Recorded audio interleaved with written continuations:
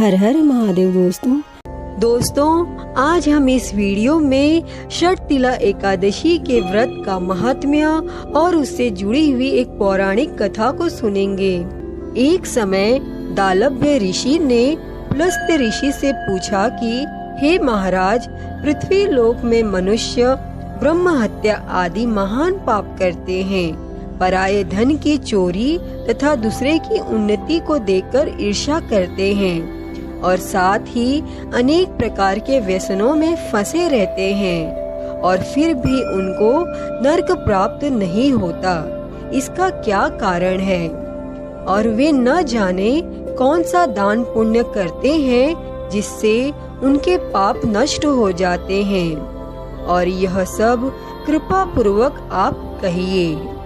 और तब पुलस्त्य मुनि कहने लगे कि हे महाभाग, आपने मुझसे अत्यंत गंभीर प्रश्न पूछा है।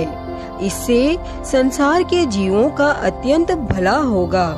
और इस भेद को ब्रह्मा, विष्णु, रुद्र तथा इंद्र आदि भी नहीं जानते, परंतु मैं आपको यह गुप्त तत्व अवश्य बताऊंगा।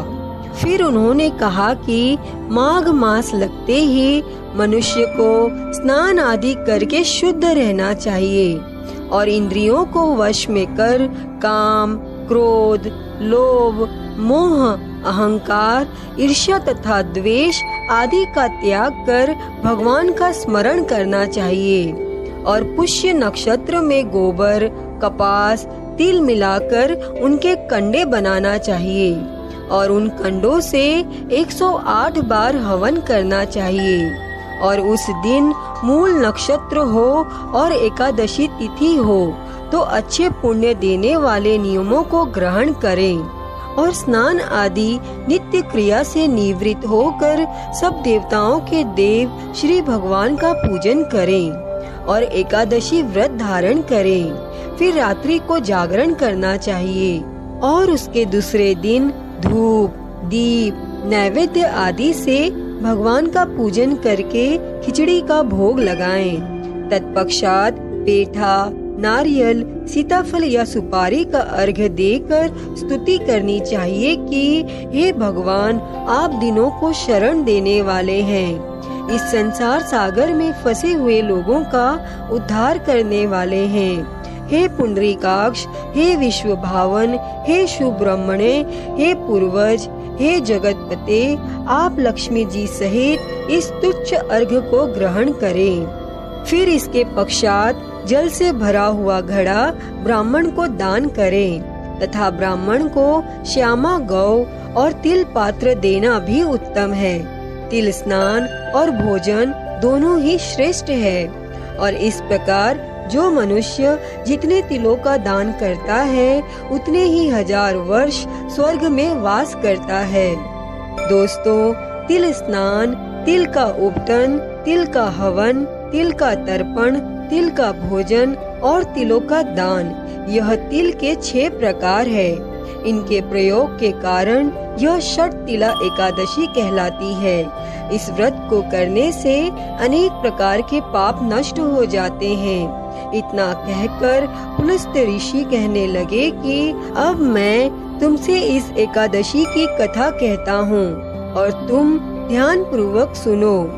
एक समय नारद जी ने भगवान श्री हरि विष्णु से यही प्रश्न किया था और भगवान ने जो षटतिला एकादशी का महात्म्य नारद जी से कहा सो मैं तुमसे कहता हूँ। भगवान ने नारद जी से कहा कि हे नारद, मैं तुमसे सत्य घटना कहता हूँ और तुम ध्यान पूर्वक सुनो। प्राचीन काल में मृत्यु लोक में एक ब्राह्मणी रहती थी और वह सदैव व्रत किया करती थी। एक समय वह 1 मास तक व्रत करती रही। इससे उसका शरीर अत्यंत दुर्बल हो गया। यद्यपि वह अत्यंत बुद्धिमान थी, लेकिन उसने कभी देवताओं या ब्राह्मणों के निमित्त अन्न या धन का दान नहीं किया था। इसीलिए मैंने सोचा कि ब्राह्मणी ने व्रत आदि से अपना शरीर शुद्ध कर लिया है, अब इसे विष्णु लोक तो मिल ही जाएगा। परंतु इसने कभी अन्न का दान नहीं किया, इससे इसकी तृप्ति होना कठिन है। फिर भगवान ने आगे कहा कि ऐसा सोचकर मैं भिखारी के वेश में मृत्यु लोक में उस ब्राह्मणी के पास गया और उससे भिक्षा मांगी। और वह ब्राह्मणी बोली, हे महाराज, किस लिए आए हो? तब मैंने कहा, मुझे भिक्षा चाहिए।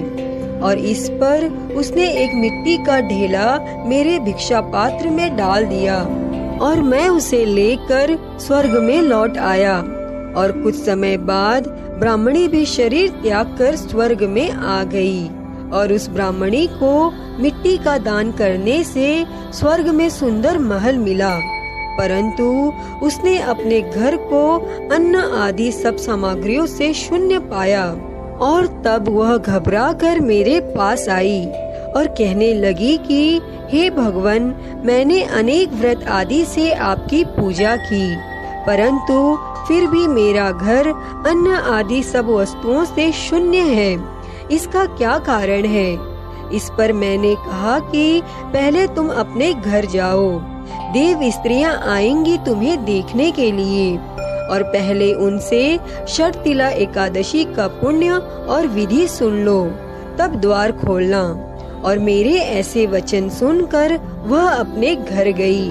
और जब देव स्त्रियां आई और द्वार खोलने को कहा तो ब्राह्मणी बोली, आप मुझे देखने आई हैं तो षटतिला एकादशी का महात्म्य मुझसे कहिए।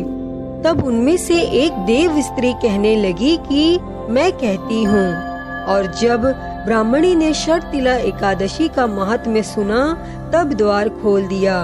और देवांगनाओं ने उसको देखा कि न तो वो गांधर्वी है और न ही आसुरी है, और वरन पहले जैसी मानुषी है।